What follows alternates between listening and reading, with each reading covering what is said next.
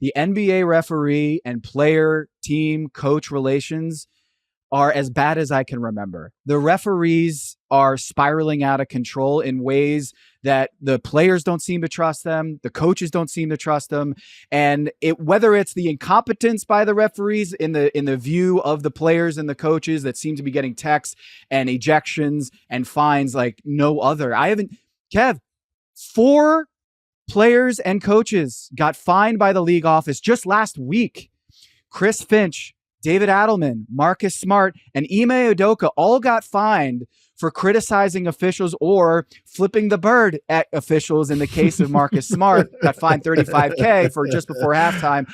I didn't see any video of this, but the league office fined Marcus Smart over the weekend for flipping the bird at one of the officials, whether I don't know whether it's Pat Frayer or Gediminas Petraeus, or I don't know who it was, but every night it seems, Kevin, that there is a referee controversy, and I can't remember a time when we saw 4 fines, referee-related fines, in 1 week. Kev, there was only one before that this season that I could find that the NBA issued a fine about officiating, and we got 4 back to back to back to back. And then on top of that, you have JJ Redick calling out the league office and the officiating for being inconsistent and being non-communicative in all of his feedback in the portal, the coaches portal. He went in a post-game press conference and called out the league for inconsistent refereeing and no communication. And for these officials, for these coaches, it feels like we're reaching a boiling point. Like they've had it.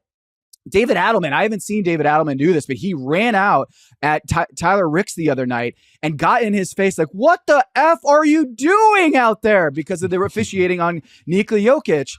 And it just seems like things are spiraling out of control. And the NBA, all the stakeholders, they got to come together here, because the integrity of the game is being questioned by by coaches. Ime Udoka saying, look, the 2 referees shouldn't even be out there talking about 2 officials on their game the other night.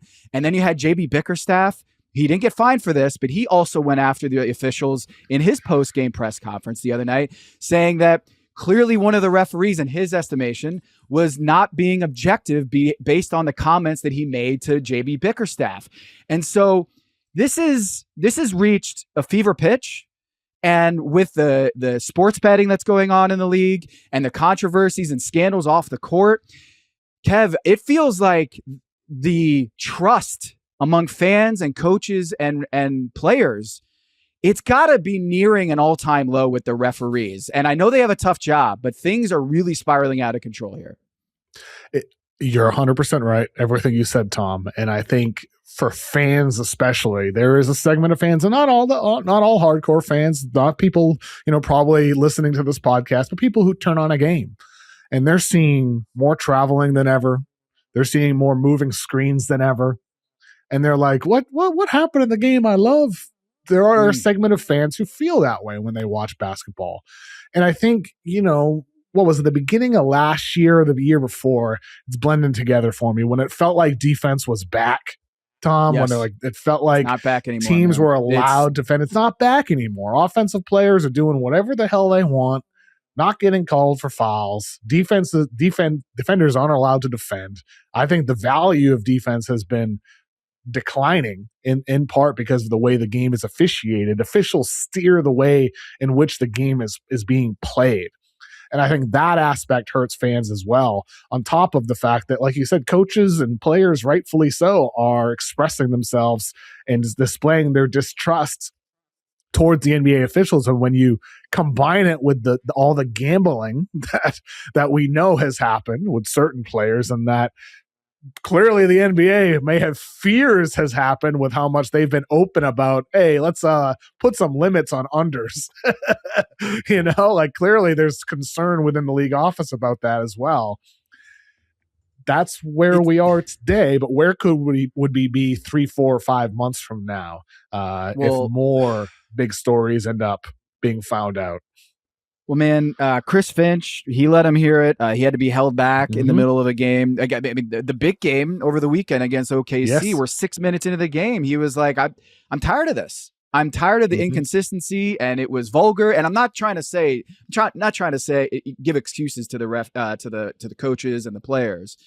Like, there is a model of decorum that you have to meet, and clearly they're crossing a line here. But there's very obvious frustrations bubbling up with the players, with the coaches, and with front offices too, who are looking at the referee portal and all of the forms that they have to fill out and feeling like they're not getting heard and they're not getting what they feel like is the right communication. What JJ Redick did was, I don't think he's going to get fined for this, the 5th fine in the last week. But it was clear that like he's frustrated with the system. Now, two things that happened in the officiating circles I want to point out. See, Eric Lewis is back, Kevin? Yeah, he's back. The hardcore Celtics fan. Retired a couple years ago amid an investigation into his social media account, and then is going and officiating college basketball like last week. I watching ACC basketball, and there's Eric Lewis.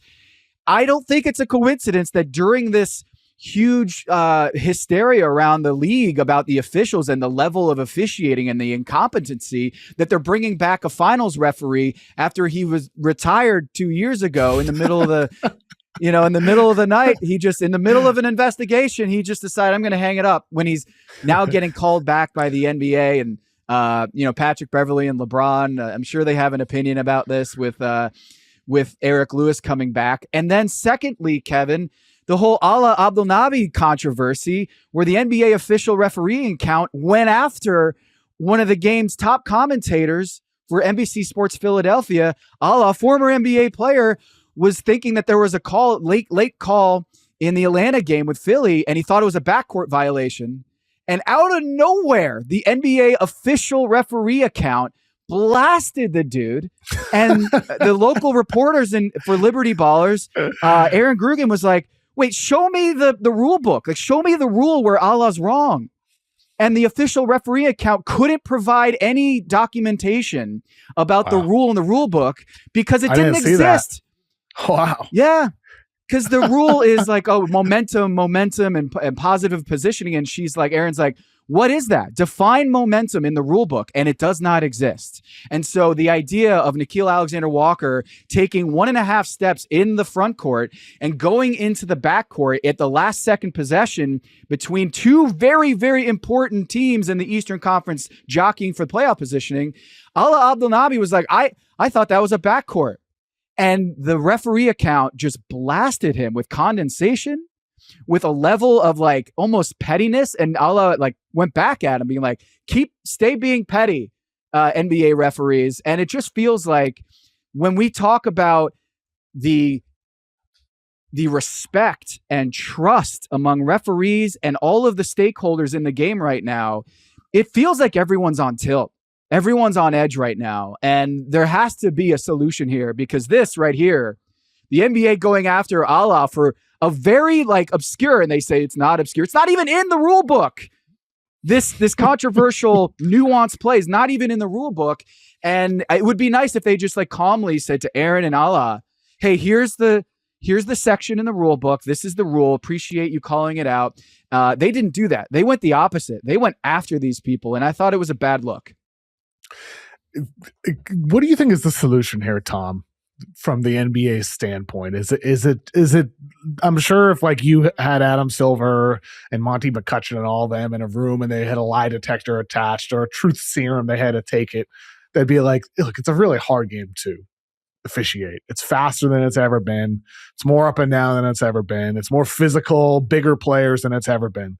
That's probably what they might honestly say, unless the honesty is really ugly, unless it's something corrupt. I mean, then maybe that's something. But let's assume it's not that, and let's assume it's something to do with the speed and the physicality of the game today. What are the solutions? Is it adding a fourth referee? Or does adding a fourth referee just create more noise and more disagreement among calls? I mean, adding a fourth referee, it's hard enough to find good refs. You add a fourth one to the floor, it might be devaluing the good refs out there. So, like, what are some of the solutions here? Is that robot refs? Do we need to get those tracking cameras to start officiating games as well? Some AI refs out there?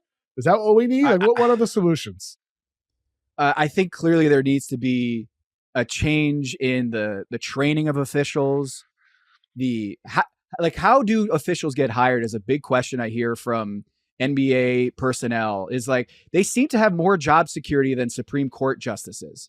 Like, think about what Eric Lewis just went through. It's ridiculous. You know? He quote unquote Where's the retired punishment for these refs for screwing up? Well, they don't get, like, what I hear from experts in the league and people who've been around the league is that they have almost no worries about losing their job because they haven't been fired. Like, there have been some issues where some veteran officials, and it might be adjudicated in the court system right now, that they lost their jobs based on during the COVID era. And there are some examples of referees that are no longer in refereeing full time anymore. Some very high, like profile NBA referees, they're not refereeing anymore. And it seems like those are the only ones that have not been brought back over the years, that they've decided, look, just like any other job, if you're not up to a level of competency and proficiency, we're going to let you go. And it just doesn't seem like there's any accountability on that front, where if you're hired to be an NBA referee 20 years ago, you're going to have that job for the rest of your life until you want to hang it up. And in what profession is there 100% job security? I haven't seen it. And I think that would be where I would start, is holding officials accountable and not having this like Supreme Court justice lifetime job that it seems like for I've been seeing the same referees for a long, long time, and it doesn't seem like they have the same sort of job security or accountability that every other job in America has, where if you're not performing at a level, we're going to let you go. Coaches, players, executives, they all have to be hired and fired. And there's a carousel of that workplace. And it doesn't seem like that's the case in NBA officials. I guess that would raise the question, Tom, what is the metric? Like, if it's not about consistency, if it's not about having a game feel like it's the same in Boston on the same night that it is in Sacramento as it is in OKC, if that's not the metric, what's the metric? What is it that the NBA is actually caring about when it comes to those decisions? What is it? You know, what really matters? What really matters is, of course, first and foremost, the integrity of the league, right? That's what's important. Mm-hmm. And when you have coaches and players routinely, as seemingly every night, questioning the integrity or at least the objectivity and the consistency, at some point, this tidal wave is going to crash on the NBA if it does not get handled. And James Jones, who's now, running basketball ops for the NBA, he's got a tough job on his hand. And I think leadership is trying to figure out how to instill trust with the officials inside and outside the sport. They've brought in a new leader into the fold from Google. And I think, Byron Spruell got called out by JJ Redick by name in the post-game press conference. And it does seem like the players, coaches, they all feel like there needs to be a solution here, and there has to be accountability by the officials. What that looks like, I think a lot of people around the league look at this system and say they don't get hired and fired the same way we do. And they question, why is that? Why doesn't it seem like the NBA officials get measured in the same way that most professions in America get measured? We shall see. I don't feel very much optimism. I mean, refereeing has always sucked, and it feels worse than it ever has right now. And I don't like the downward trend.